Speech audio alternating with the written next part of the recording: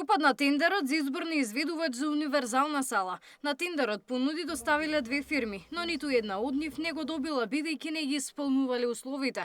Нов изведувач ќе се бира во јануари следната година. Добивме известување од Комисијата за жалби дека тендерот за универзална сала не помина,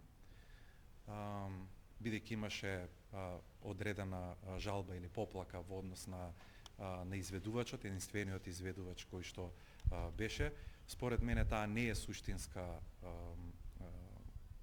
суштински проблемот, но како и да е, има известување од Комисијата за жалби, така да наредната недела повторно ќе го повториме тендерот за универзална сала.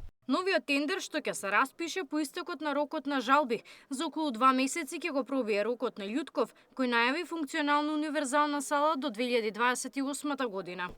Реално ќе одолговлечи работата плюс уште некаде околу 2 месеци, бидејќи сега постапката ќе трае малку пократко, бидејќи онаа фаза во која што го изработувавме тендерот траеше некаде 15 до 20 дена, сега во однос на таа фаза нема веќе забелешки, што значи дека веднаш ќе го распишеме тендерот кој ќе помина тие 10 дена. Во меѓувреме, со пари од Полската амбасада и Министерството за култура, кои заедно собраа нешто над 9 милиони денари, гостите во театар комедија веќе од петок ќе може да ги уживаат новите меки столчиња и да чекорат по новиот пат. So Polish embassies in the region perform many projects every year, and this is an example of the Polish aid project that we were successfully completed with Teatr Komedia in Skopje.